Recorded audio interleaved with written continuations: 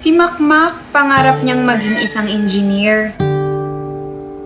Mahilig siyang mag-solve ng mga problem saka magputingting ng kung ano-ano. Kaya lang medyo struggling siya sa math. Lalo na sa multiplication.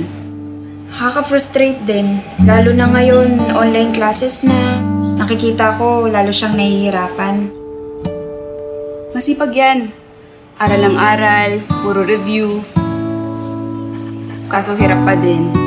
Hindi ka naman pwedeng mag-give up kay Makmak. So tinry ko siyang turuan ng multiplication by hand.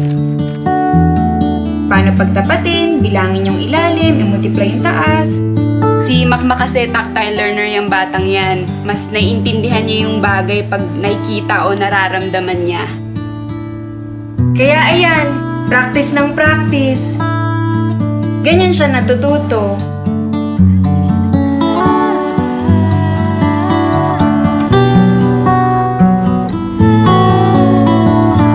Pero alam mo, more than his schoolwork,